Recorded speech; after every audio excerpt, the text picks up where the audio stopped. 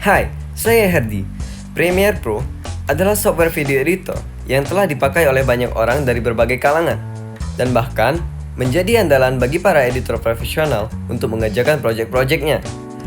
Tapi sebelumnya, penting untuk kita ketahui bahwa Premiere Pro merupakan program yang begitu berat dan powerful, sehingga orang yang telah mengedit selama bertahun-tahun pun masih akan menemukan banyak hal yang baru yang belum mereka ketahui, atau menemukan cara baru dalam melakukan tugas yang sama dengan cara yang lebih efektif. Jadi di sini, saya bukan akan membuat teman-teman menguasai Premiere Pro hanya dalam beberapa menit, melainkan mengajak teman-teman untuk mulai memasuki dunia video editing dan mengeksplorasi berbagai aspek di dalamnya. Jadi, untuk pertama-tama, mari kita mulai dengan tampilan dan layout dari Premiere Pro. Hal pertama yang akan kita lakukan adalah membuka Adobe Premiere Pro. Versi yang saya gunakan mungkin berbeda, tetapi tidak usah khawatir. Interface dan layoutnya 99% akan tetap sama. Ketika kita membuka Premiere Pro, kita akan melihat loading screen sebelum kita akhirnya disambut oleh start screen dari Premiere. Di start screen ini, kita dapat melihat project-project yang sedang kita kerjakan. Dan di sini, kita dapat membuka project atau membuat yang baru. Mari kita mulai membuat project baru dengan klik tombol New Project, dan jendela project baru akan muncul. Yang pertama, nama. Kita dapat memberi nama project kita dengan nama apapun. Tetapi, penting untuk memastikan bahwa kita dapat membedakannya dari file yang lain. Jadi, nama seperti My Project atau My Video mungkin harus dihindari agar tidak membingungkan. Jadi, misalnya ketika saya akan membuat video vlog tentang liburan saya di Bali, saya akan memberi nama seperti Vlog Bali dan memasukkan tanggal kapan saya melakukan kegiatan tersebut. Di bawah nama, kita melihat lokasi project. Lokasi yang kita atur di sini merupakan lokasi di mana kita akan menyimpan file dari project Premiere Pro kita. Sebaiknya kita menyimpan project kita di dalam suatu folder yang mudah dicari, supaya nantinya kita akan mudah untuk melakukan backup atau memindahkan project tersebut ke komputer lain. Saya sarankan teman-teman memiliki folder untuk seluruh project video teman-teman di salah satu partisi hard drive teman-teman. Kalau saya ingin meletakkannya di folder video saya.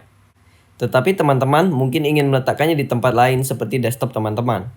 Dan buat folder baru dan beli nama sehingga kita dapat mengenali bahwa folder ini adalah folder untuk semua project video kita.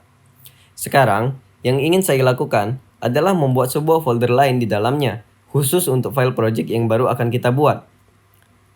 Sekarang klik Choose Folder, dan kita telah selesai mengatur lokasi penyimpanan.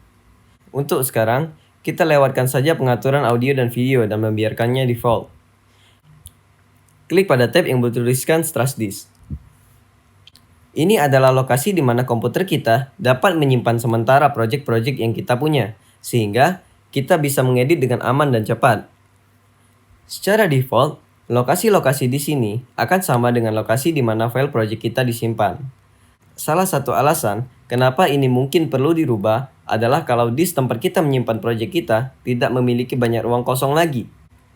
Jika kita mengedit dengan ruang penyimpanan yang sangat sedikit, kita mungkin mengalami lag dan proses yang sangat lambat.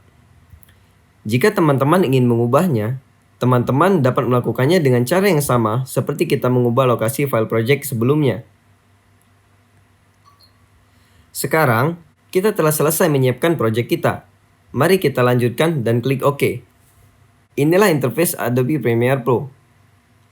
Jika ini adalah pertama kalinya teman-teman melihat Premiere Pro, mungkin terlihat sedikit menakutkan pada awalnya.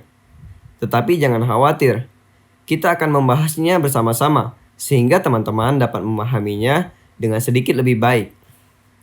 Kita dapat melihat antar muka Premiere dapat kita pecah menjadi 4 bagian berbeda.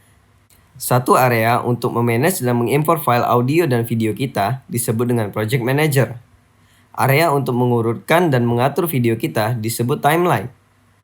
Area untuk melihat file asli dari footage kita disebut Source Monitor. Area untuk melihat frame yang ada di timeline disebut Program Monitor. Dan area untuk mencari, melihat, dan menerapkan efek dalam video kita. Kurang lebih, seperti inilah interface Premiere Pro secara default. Tetapi, kita juga bisa melihat beberapa tab yang bertuliskan Color, Editing, assembly, dan lain-lain. Ini adalah preset workspace yang akan mengubah interface atau tampilan dari Premiere Pro, di mana masing-masing tab akan membuat tampilan lebih mudah digunakan untuk melakukan proses-proses yang tertera sesuai dengan namanya, atau bisa saja digunakan hanya untuk selera pribadi teman-teman. Dengan memilih preset yang berbeda, kita dapat melihat perubahan dari tampilan workspace kita. Kita juga dapat mengedit masing-masing tab ini dan memindahkannya dengan mengklik dan menyeret ke tempat yang kita inginkan dan akan berpindah di tempat di mana kita melepas kursor kita. Di sini, kita dibebaskan untuk mengatur tampilan yang kita inginkan senyaman mungkin.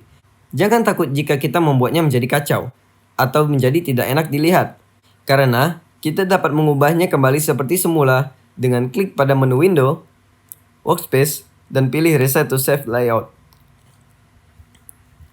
Sekarang, layout Premiere Pro akan kembali seperti semula. Jadi, silakan atur sendiri workspace teman-teman nantinya. Tetapi untuk sekarang, mari kita tetap di preset assembly untuk mengikuti tutorial ini. Saya berharap teman-teman sekarang merasa sedikit lebih akrab dengan interface dari Premiere Pro, karena ini merupakan modal awal teman-teman untuk mengikuti video-video berikutnya. Dan di video selanjutnya, kita akan mempelajari cara mengimport footage dan bagaimana melakukan beberapa hal yang sangat mendasar. Terima kasih telah menonton.